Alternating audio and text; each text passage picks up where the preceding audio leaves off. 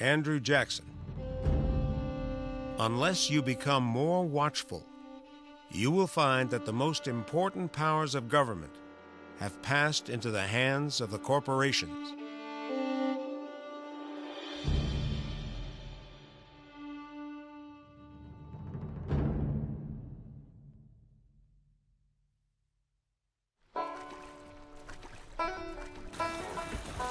When it came to Indian removal and slavery, President Jackson's views mirrored those of many other Americans. But there was one issue where he was truly a visionary.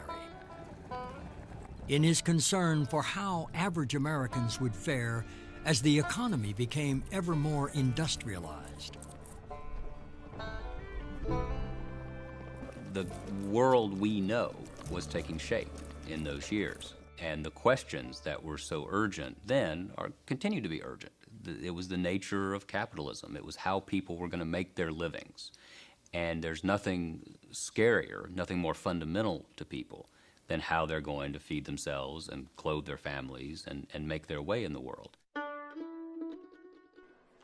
For centuries, learning a craft such as shoemaking had enabled workers to make a decent living. But across the country, artisans like shoemakers were suddenly losing their jobs to factories. All of a sudden, it's a job that can be done by a child, by a woman, by an unskilled man for pennies. But think what happens to the shoemaker. The shoemaker who has spent all of his life learning the skills of making a whole shoe, his skills have become worthless. And as a result, he feels worthless. And if you look at how much money he's got in his pocket, he may be worthless that way also. He's broke.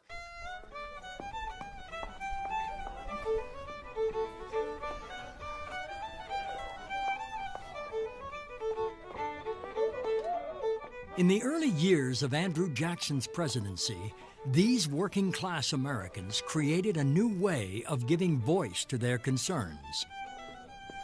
The minstrel show.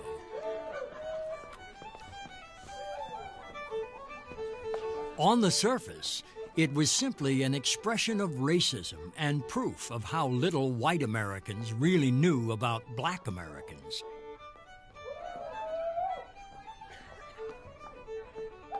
But the hidden secret of the minstrel show was that it was not just about how whites saw blacks, but also about how they saw themselves.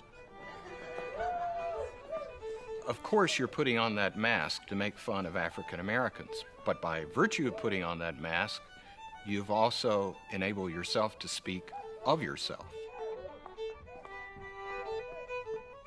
The songs of the theater at the time revealed that the audience is feeling squeezed by a new America. It's being squeezed by an America that seems to be coming more and more for the rich instead of the common people. So we can look to the stage and we can find a place in American society where that working class could express in a powerful and gripping way what it felt about what this world was doing to them out there. For a working-class white American, putting on the mask of a slave was a way of saying, "I feel like a slave." The minstrels also talked about the man they hoped would free them. They sang, "There's some who at our party rail, call us the ragtag and bobtail. But we have some within our pale, who we are sure will never fail to vote for General Jackson."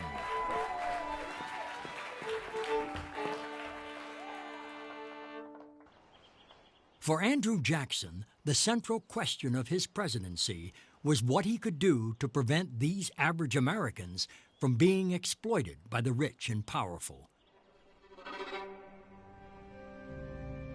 The answer Jackson hit upon was to destroy an institution that he thought was giving the wealthy an unfair advantage. Its real title was the Second Bank of the United States, but Jackson's supporters called it the Monster Bank. Andrew Jackson dislikes all banks, he said at one point, but he particularly disliked the Bank of the United States as established by Congress after the War of 1812. The reason was simple. It had too much power outside of any kind of public accountability. The bank was an enormous economic institution. It could really control credit and therefore control the American economy itself. For Jackson, that meant that the American economy was being run by people who were not elected, that these unelected bankers had their hands on the levers of power and could control people's lives, their destinies, and indeed could control the political system itself.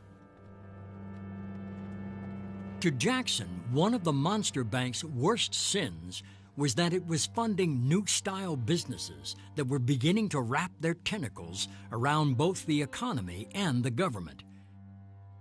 These new businesses were called corporations. The problem with corporations, as far as Jackson was concerned, was they had no body to be kicked or soul to be damned. They were faceless, anonymous machines that were motivated only by making profit for their shareholders. And as a result, they could grow much, much larger than the average consumer, the average worker, the average citizen. But Jackson's opponents thought corporations would help America become more prosperous. And they thought his plan to blow up the bank verged on insanity. For it was the bank that guaranteed that the paper dollars in Americans' wallets were worth something. Jackson took a kind of fundamentalist view of money and credit. Gold and silver dollars were real money. Paper was in some sense fake. Those who were perhaps more astute economists than Jackson thought that this position was just short of Neanderthal.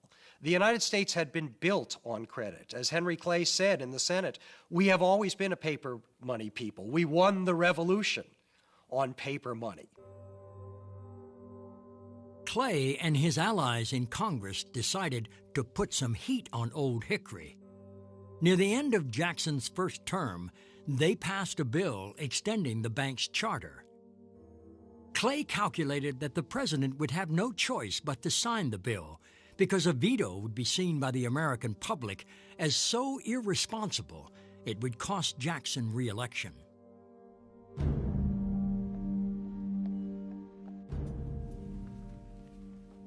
But Clay had made a fundamental miscalculation about the character of Andrew Jackson. A character that was exemplified by an event that took place in the midst of the battle over the bank. At the president's request, a Navy surgeon was brought to the White House to operate on a painful shoulder. The problem was a simple one. There was a bullet in it. 20 years before, during the War of 1812, Major General Jackson became embroiled in a feud between one of his officers and a prominent Nashville family. Instead of mediating the dispute, as might have been expected of a man of his stature, General Jackson took part in a full-scale gun battle. During it, he was shot at point-blank range and almost died. This saga defined the character of Andrew Jackson. He could not pass up a fight, and when he fought, he was willing to risk everything. Of the bank, he declared, "The bank is trying to kill me, but I will kill it." On July 10, 1832, Jackson vetoed the bill reauthorizing the bank.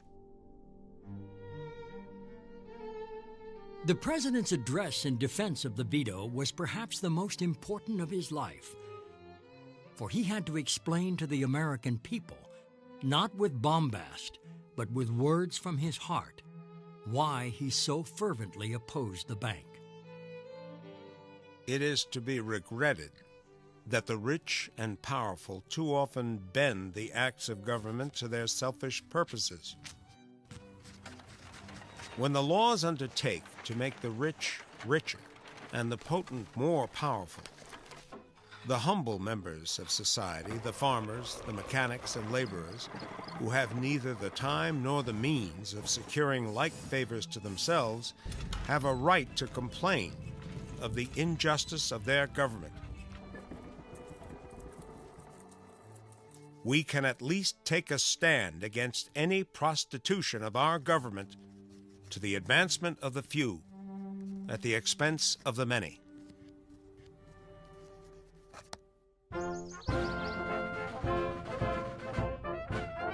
To help rally support for Jackson's re-election campaign in 1832, the president and his closest advisor, Martin Van Buren, came up with one of the boldest strokes in American political history. They founded the Democratic Party. Jackson thought of the democracy, as it was called. It wasn't called the Democratic Party, it was called the democracy. Thought of it as the association of the vast majority of Americans, the majority that should govern, to make sure that they would govern. There are all sorts of ways in which ordinary people can participate. Jackson thinks that's important because the ordinary people have to associate more because they don't have the resources that the rich and the well-born do. For years, Jackson's opponents had lampooned his frontier roots by portraying him as a jackass. To their shock, the Jacksonians began embracing the symbol.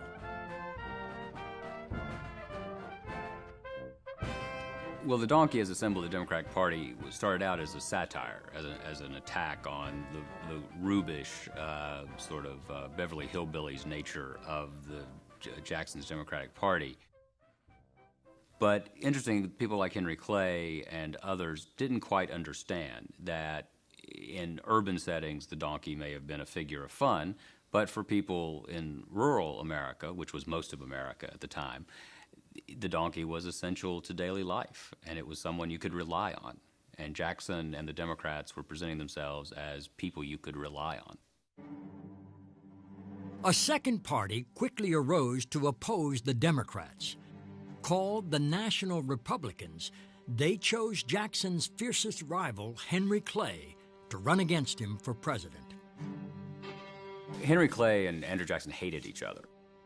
Clay saw himself as a great American statesman and couldn't quite understand how this rube from the Carolina backcountry, who'd never gone to school, who'd never read a book in Clay's view, could possibly be so powerful and have such a hold over the people, thereby ensuring that Clay himself would never do that, because he didn't appreciate, I think, Jackson's gifts of both charisma and the power of his personality.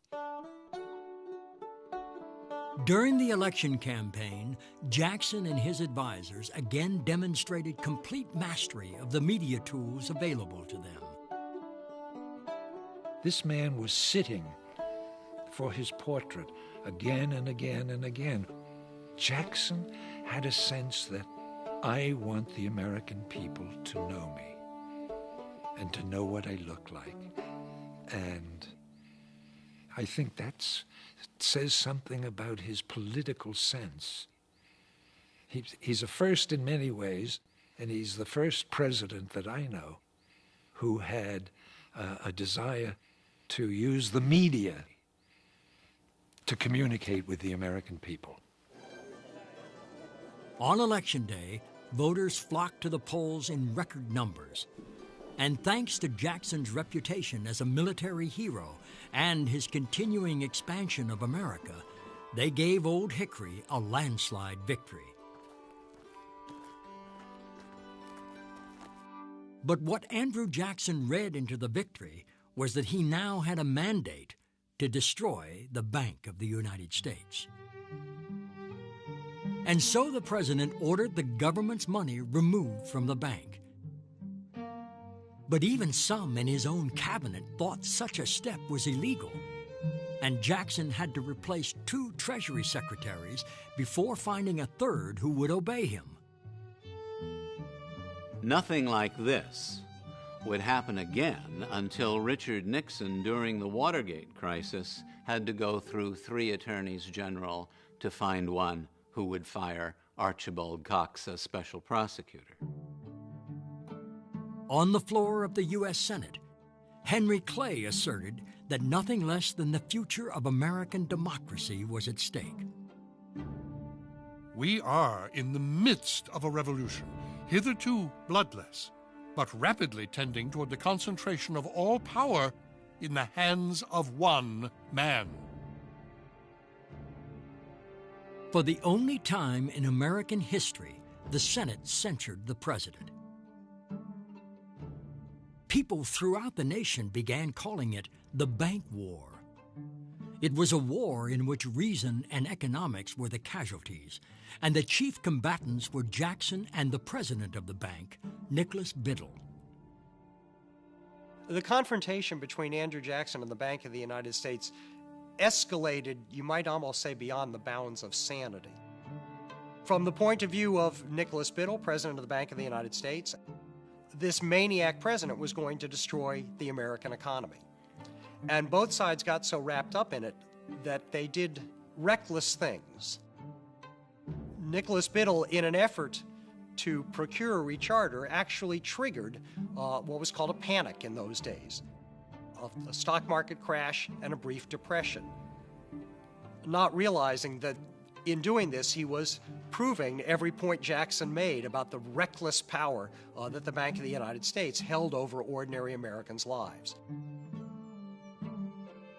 Finally, in 1836, the bank's charter expired and its doors were closed, and Andrew Jackson once again emerged from a battle victorious. An historian has written that every once in a while in American history, it becomes necessary to save American capitalism from the capitalists, that left to their own devices, they will so accrete power that they will end up ruining the economy.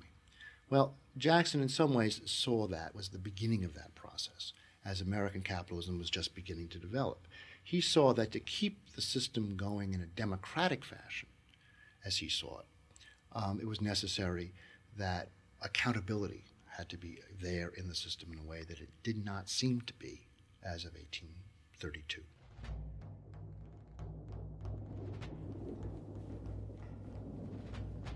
Jackson's battles during his second term in office were not just political. One afternoon, as the president was leaving the Capitol, a mentally ill man who believed that Jackson had killed his father approached him.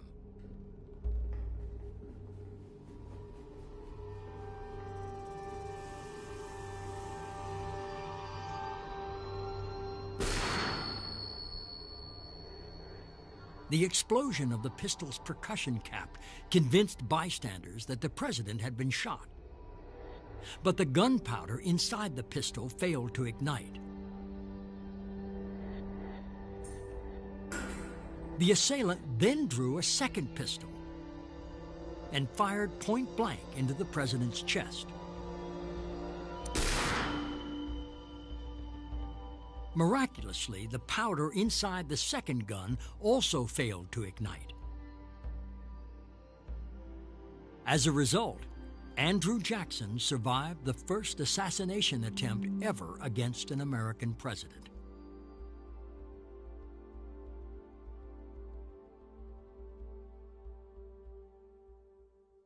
Then, in the presidential election of 1836, Jackson's hand-picked successor, Martin Van Buren, rode Old Hickory's coattails to victory.